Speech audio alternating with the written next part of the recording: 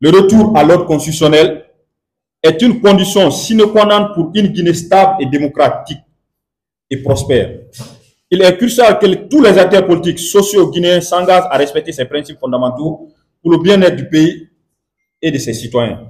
Sans le retour à l'ordre constitutionnel, les gens ne seront pas à l'aise. C'est pourquoi il faut soutenir le retour à l'ordre constitutionnel. C'est pour le bien de tous. C'est pour le bien du pays. C'est pour le bien de tous les citoyens. Il est crucial que le Guinéen retourne à un gouvernement démocratique élu par le biais d'élections libres, équilibrées, équitables pour garantir la stabilité, la justice et le bien-être de la population. Parce que aucun pays au monde ne s'est construit dans la transition, il faut le dire. Ce n'est pas un souhait de se retrouver dans la transition, mais si on se retrouve dans cette transition, il y a un délai qu'il faut respecter. La transition, ce n'est pas une continuité, il y a un délai. Et ce délai arrivé, comme le cas des dirigeants actuels, ils avaient dit qu'ils allaient rendre le pouvoir aux civils le 31 décembre 2024. Donc, je pense qu'il est temps de les rappeler hein, un peu des engagements tenus. Donc, il est important de dire qu'aucune nation au monde ne s'est construite dans la transition. C'est une étape pour un pays, c'est une étape d'évolution pour une nation. Mais on ne peut pas se construire tout en restant dans la transition. Il faut passer à autre chose. Il faut élire des dirigeants, il faut faire des élections libres et transparentes. Il faudrait qu'il y ait des élections inclusives, qu'il n'y ait pas de discrimination. On ne dise pas, toi tu viens du Nord, tu ne dois pas participer aux élections, toi tu viens du Sud, tu ne dois pas participer aux élections. Il n'y a pas ça dedans. On veut des élections. L'objectif principal, c'est le retour à l'ordre constitutionnel. Mais il y a des étapes à suivre pour un retour à l'ordre constitutionnel. Il faudrait vraiment que ça soit dans la transparence, dans la non-discrimination. On est à la fin du temps parce que les militaires avaient demandé qu'on les donne 2 ans. Ça doit expirer le 31 décembre 2024. Normalement, on devrait être, c'est-à-dire, on est dans un pays où l'environnement ne nous montre pas qu'ils veulent vraiment rendre le pouvoir le 31 décembre 2024. Donc, vous voyez, il y a de l'incertitude. Les gens ne savent pas, est-ce que ces gens vont quitter, est-ce qu'ils vont rester, est-ce qu'ils vont quitter, est-ce qu'ils vont rester. Et au lieu qu'on continue à se poser des questions, ça va créer plus d'instabilité, plus d'insécurité dans le pays. Il faudrait c'est-à-dire qu'on se dise, maintenant il reste 5 mois, il reste 6 mois. On sait que le 31 décembre 2024, ils vont rendre le pouvoir aux civils.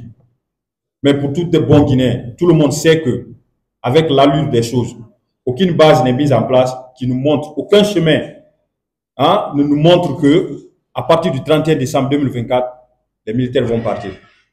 Parce qu'il y a des points à respecter. Pour organiser les élections, on a plus de 3 élections à organiser. Il y a les élections communales, il y a les élections locales, il y a l'élection législative, il y a les élections présidentielles. Est-ce que, il faut se poser des bonnes questions, est-ce que le temps restant hein, nous permet de dire que non, oui, à partir du 31 décembre 2024, franchement, ils vont quitter. Vous voyez, ce sont des questions que les gens se posent. Et normalement, ça ne devrait pas se poser. On ne devrait pas être dans cette incertitude. Ouais, bon, il y a un groupe qui dit, bon, ils vont partir au partir du 31 décembre. Il y a un autre groupe qui dit, non, ils ne vont pas partir. Vous voyez, on devrait être d'accord sur un même point. Ça ne devrait vraiment pas être une question à se poser. Parce que c'est un engagement qu'ils ont pris. On fait ça. À partir de cette date, on va mettre fin à ça. Donc, il ne faudrait vraiment pas que ça soit des questions à se poser et on ne devrait vraiment pas être à ce point. La transition, le président de la transition n'a pas un parti politique. Ce n'est pas un politicien. Il faut se le dire. Mais si, par exemple, on veut dépasser le délai, c'est-à-dire on veut aller au-delà des choses, il faut forcément instrumentaliser les gens. Il faut partir vers des gens, il faut partir vers des communautés pour leur dire non, cette personne vient de telle communauté, cette personne vient de telle communauté. Donc ça va encore créer plus de gravité que de bien. Ce ne sont pas des politiciens. Ils n'ont pas besoin d'aller vers ces communautés, les dire, il faut nous soutenir, on veut aller au-delà des 30 choses du temps. C'est-à-dire on veut aller au-delà du 31 décembre 2024. Vouloir aller au-delà du 31 décembre 2024 va créer plus de tensions que de bien. Aucun investisseur sérieux, parce qu'il y a des investisseurs aussi qui aiment des pays qui sont en instabilité. Ils aiment ça. C'est à travers ça ils se font de l'argent. Mais la plupart des investisseurs ne viennent jamais dans un pays où il y a une instabilité politique. Parce que tu peux pas investir dans une activité et que toi-même tu sais pas à quand tu vas faire ton retour sur investissement. hein, avec les militaires. Ce sont des gens d'abord qui ont des armes. Ça devient compliqué. Donc, du coup, ça bloque un peu le développement du pays. Ça bloque un peu les investisseurs à venir vers le pays. D'autres vont venir, mais par contre, la majorité ils vont se dire quoi? Si on part, on investit, est-ce qu'on aura un retour? Vu que ce sont les militaires qui sont au pouvoir. Vous voyez ce que ça fait? Vous voyez, actuellement, je n'ai pas besoin de vous le dire, vu que c'est déjà votre domaine. On a assisté à la fermeture de 3 radios, hein, les 3 plus grandes radios, s'il faut le dire. Hein, on ne sait pas c'est quoi la cause, mais avec un régime civil, ce sont des choses qui sont difficiles à arriver. C'est rare qu'on ferme les médias comme ça. Mais avec la transition, parce que on veut maintenir quelque chose, il faut d'abord faire taire certains journalistes pour continuer à avancer. Puisque quand on les bloque, il peut pas faire des émissions, il peut pas parler contre nous. Donc, vous voyez, ces radios-là sont fermées. Il y a la liberté d'expression qui est réduite. Toute personne qui veut prendre la parole aujourd'hui, il faudrait que tu loues un peu les louanges du pouvoir en place. Vouloir partir aux choses à l'encontre du pouvoir en place, tu seras forcément un appât pour le gouvernement.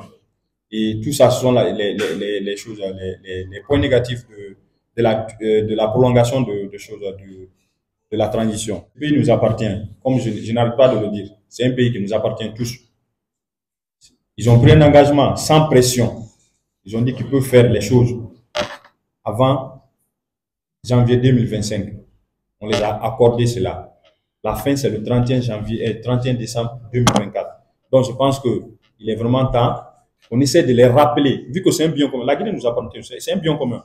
Personne ne peut imposer une situation à un autre Guinéen, parce que la carte d'identité que tu as, c'est la même carte d'identité que j'ai. Le passeport que j'ai, c'est le même passeport que tu as. L'extrait de naissance que j'ai, c'est le même extrait de naissance que tu as. Donc, je ne vois pas vraiment pourquoi tu vas me dire que non, tu as plus de pouvoir sur moi que dans des choses dans ce pays. Tu n'as pas plus de pouvoir sur moi. La loi s'implique à tout le monde. On peut se dire qu'on ne vient pas de la même région, mais la loi n'a pas, c'est pas une question de région. Donc, personne ne peut vraiment dire à son prochain Guinéen que non, bon, c'est moi qui dois parler au nom de tout le monde, c'est moi qui dois faire ça, c'est moi qui dois faire. Ce sont des choses qu'on doit bannir. Si nous restons bouche bée face à ces situations, demain, qu'est-ce que nous allons dire aux futures générations? Je vais terminer par cette citation. Il y a un penseur qui l'a dit, je ne vais pas citer le nom, qu'il faut faire l'amour à la Guinée. Mais je pense que ce qui est en train de se passer maintenant, c'est pas de l'amour, c'est un viol, il faut le dire. Hein? C'est une partouze. Et si nous restons bouche bée face à toutes ces situations, qu'est-ce que nous allons dire? S'il y a un viol, l'enfant qui va naître, demain s'il pose la question de savoir qui est mon père, qu'est-ce qu'on va lui dire? Hein? On va lui dire que non, tu es issu d'un viol, est-ce que ça va lui plaire? Ça ne va pas lui plaire. Et c'est le moment de stopper ce viol-là. Il faut continuer à faire l'amour au pays. Mais ce qui est en train de se passer, c'est une brutalité totale. Personne ne peut accepter cela. Et rester bouche bée, rester les yeux fermés face à ces situations, nous serons responsables tôt ou tard. Si on ferme les yeux aujourd'hui, on est des intellectuels, tout le monde est parti à l'école, tout le monde est responsable de ce qu'il fait. Donc si nous restons calmes face à ces situations, après demain, qu'est-ce qu'on va dire? On ne peut rien dire. Les enfants vont se poser la question, quand le viol s'est passé, qu'est-ce que tu as fait? Tu n'as pas réagi, tu n'as rien fait. Maintenant que je suis né, je n'ai pas de père. C'est qui mon papa? C'est ce que vous voulez c'est ce pays-là que vous voulez qu'on gère? Il n'est pas temps de rappeler aux gens que le pays nous appartient tous. Personne n'est guinéen que son ami. On a tous la même nationalité. On n'a pas choisi d'être guinéen. On ne choisit pas d'être guinéen. On est guinéen. Donc, il y a des responsabilités qu'on ne peut pas fuir. Quand tu fuis ta responsabilité, forcément, elle va te suivre. Donc, c'est le moment vraiment de rappeler aux gouvernants qu'il est temps maintenant de quitter. Il est temps d'organiser les élections. C'est vrai, on peut le dire, on ne peut pas on ne peut pas tout voir en noir. Mais ce qui doit être fait, doit être fait. C'est un engagement qu'ils ont pris. Il est temps que cet engagement-là soit respecté. Et il ne peut pas respecter cet engagement si nous restons bras croisés. Ils ne sont pas les seuls intelligents dans ce pays. Ils ne sont pas les seuls intelligents dans ce pays. Ce n'est pas une question d'intelligence, ce n'est pas une question d'être plus guinéen que l'autre. Il est juste temps de les rappeler que le moment est venu de passer le pouvoir à une autre personne, de passer le pouvoir à un civil. Les Guinéens ont besoin d'élire leur propre président. Les Guinéens ont besoin d'élire leurs propres députés. Les Guinéens ont besoin d'élire leurs propres maires. Parce que on dit que la gestion, c'est à la base. Hein? Il y a un gars qui me disait, hein, il y a très longtemps, que tous les habitants de Kaloum se connaissaient. Mais aujourd'hui, hein, Conakry, tu peux faire 10 mois, une année, 2 ans avec une personne dans le même quartier, vous ne voyez pas. Parce que les choses sont différentes. Hein? La pauvreté, toi tu rentres à 2 heures, l'autre sort à 5 heures, toi tu rentres à 3 heures, l'autre sort à 5 heures. Tu vois? Ce sont des choses, les gens ne se connaissent plus.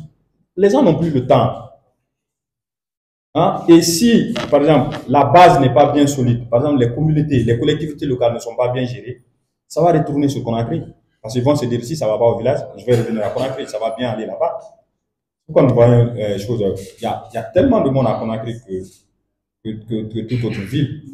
Maintenant, si la communauté est bien gérée, les maires sont élus par les communautés, ils savent qu'ils ont une question, ils ont une redevabilité face à eux. Donc, vous voyez, c'est pourquoi nous sollicitons, notre mouvement a un objectif et un seul objectif, c'est le retour à l'ordre constitutionnel.